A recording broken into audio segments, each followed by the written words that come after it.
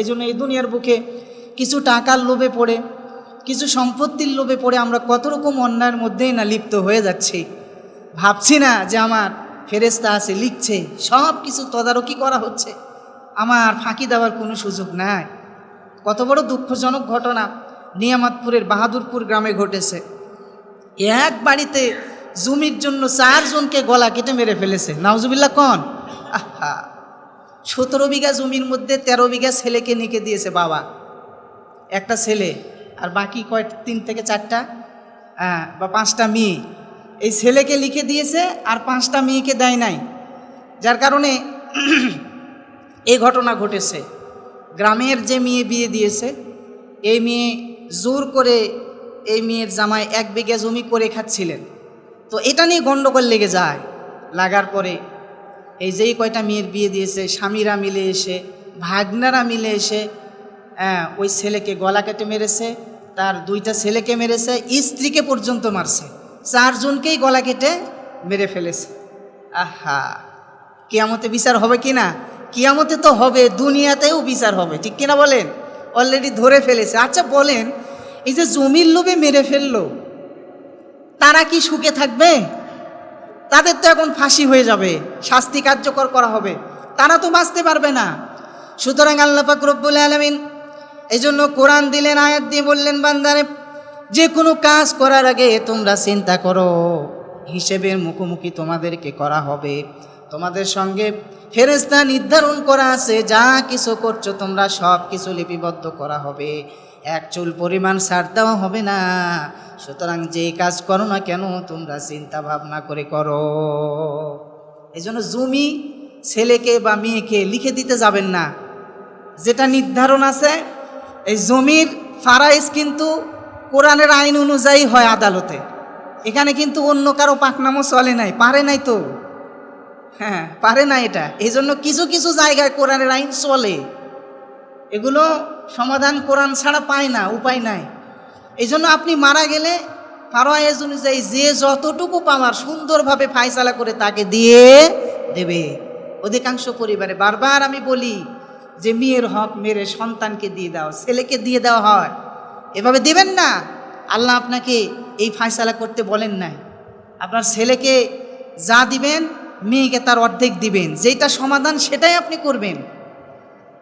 আপনাকে কে আল্লাহর আইনের উপর বেশি বাহাদুরি করতে বলছে? খবরদার, এই ধরনের ভুল করা যাবে না। কিয়ামতের দিনে আপনাকে জবাব দেওয়া লাগবে। সবাই কিন্তু কোরআন থেকে শিক্ষা নিতে পারবে না।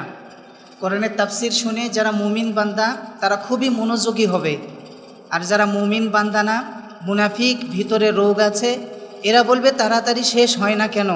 হুজুরের ওয়াজ এত লম্বা হচ্ছে, তাড়াতাড়ি শেষ করে দিলেই বাঁচা যায়, এখান থেকে বেরোতে পারলেই হলো। কিন্তু কলিজার ভাইরা, আমার বাবারা, কোরআন আল্লাহ পাক দিয়েছে আমাদেরকে শিক্ষা নেওয়ার জন্য, কোরআন থেকে হেদায়েত নেওয়ার জন্য।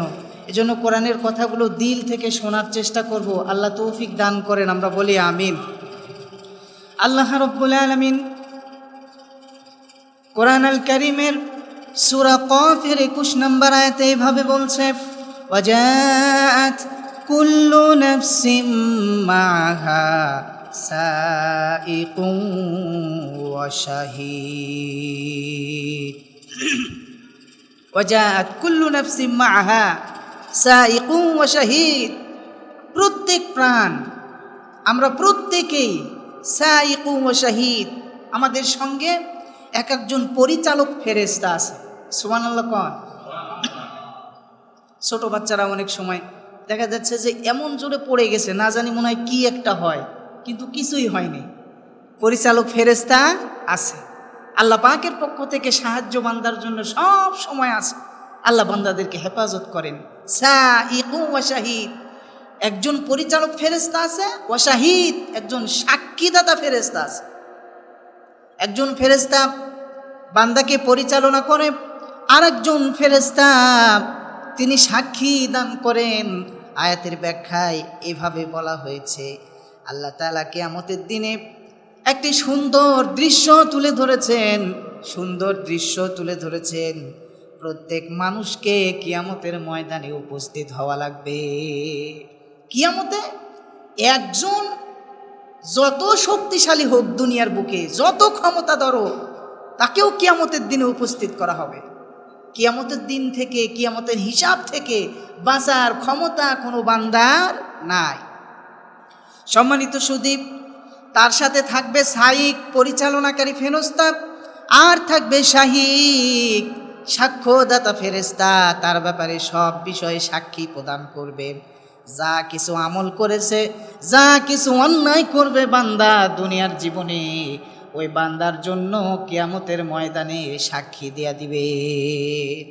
তাহলে আমরা যদি মনে করি যে আমি একা আছি, যা খুশি তাই করছি, তাহলে ভুল করব। আমাদের জন্য ফেরেশতা নির্ধারণ করা আছে, আমার সব কিছু দেখতেছে, আমার সব কিছু লেখা হচ্ছে, ফাঁকি দেওয়ার কোনো সুযোগ নাই। সুতরাং অন্যায় করে বাঁচার উপায় নাই। যে যা করছেন, যত চালাকি করছেন, যত চালাকি করছেন না কেন, সব লেখা হচ্ছে, সাক্ষী সহ কিয়ামতের ময়দানে ওঠা লাগবে। সাক্ষী সঙ্গে নিয়ে যাবে, আর সাইক পরিচালনাকারী ফেরেশতা আপনাকে নিয়ে যাবে। এদিক ওদিক যাওয়ার সুযোগ নাই, নিয়ে কিয়ামতের ময়দানে উঠাবে। বিচারের মুখোমুখি হওয়া লাগবে, কোনো ছাড় নাই, কোনো ছাড় নাই। সম্মানিত ভাইরা, তাহলে আল্লাহ পাক আমাদেরকে বানালেন, কিয়ামতের ময়দানে আমাদের বিচার হবে, এই বিষয়টা আমাদেরকে মাথায় রাখতে হবে। আল্লাহর কাছে দোয়া করতে হবে যে আল্লাহ কিয়ামতে আমাকে হেফাজত করো, রক্ষা করো, এইভাবে আল্লাহর কাছে চাইতে হবে। মানুষ বানালে প্রভু, দিলে মান সম্মান, হাসরের ময়দানে করোনা গো অপমান প্রভু, হাসরের ময়দানে করোনা গো অপমান।